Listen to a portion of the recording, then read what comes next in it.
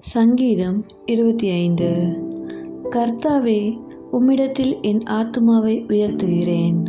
என் தேவனே, உம்மை நம்பியிருக்கிறேன். நான் வெட்கப்பட்டு போகாதபடி செய்யும். என் சத்துருக்கள் என்னை மேற்கொண்டு மகிழ விடாதேயும். உம்மை நோக்கி காத்திருக்கிற ஒருவரும் வெட்கப்பட்டு போகாதபடி செய்யும். முகாந்தரமில்லாமல் துரோகம் பண்ணுகிறவர்களே வெட்கப்பட்டு போவார்களாக. கர்த்தாவே, உம்முடைய வழிகளை எனக்கு தெரிவியும். உம்முடைய பாதைகளை எனக்கு போதித்தருளும். உம்முடைய சத்தியத்திலே என்னை நடத்தி என்னை போதித்தருளும். நீரே என் இரட்சிப்பின் தேவன். உம்மை நோக்கி நாள் முழுதும் காத்திருக்கிறேன்.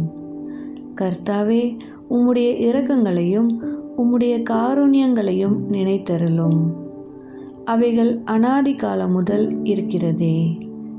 என் இளவயதின் பாவங்களையும் என் மீறுதல்களையும் நினையாதிரும். கர்த்தாவே, உம்முடைய தயவு நிமித்தம் என்னை உமது கிருபையின்படியே நினைத்தருளும்.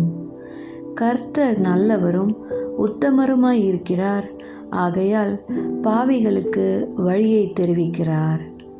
சாந்த குணம் உள்ளவர்களை நியாயத்திலே நடத்தி சாந்த குணம் உள்ளவர்களுக்கு தமது வழியை போதிக்கிறார்.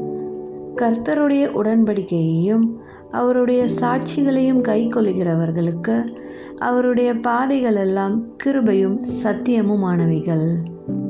கர்த்தாவே, என் அக்கிரமம் பெரிது. உம்முடைய நாமத்தின் நிமித்தம் அதை மன்னித்தருளும். கர்த்தருக்கு பயப்படுகிற மனுஷன் எவனோ அவனுக்கு தாம் தெரிந்து கொள்ளும் வழியை போதிப்பார்.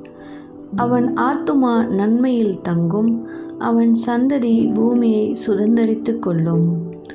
கர்த்தருடைய இரகசியம் அவருக்கு பயந்தவர்களிடத்தில் இருக்கிறது.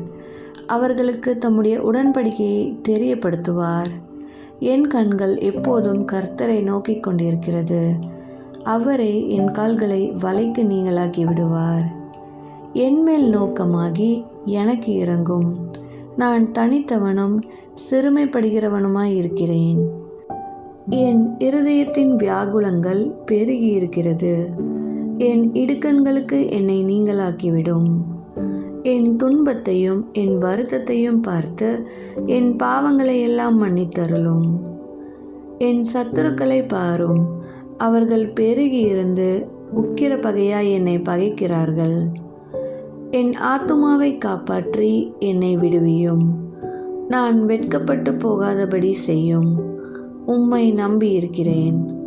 உத்தமமும் நேர்மையும் என்னை காக்க கடவுது. நான் உமக்கு காத்திருக்கிறேன். தேவனே, இஸ்ரவேலை அவனுடைய எல்லா இக்கட்டுகளுக்கும் நீங்களாக்கி மீட்டுவிடும்.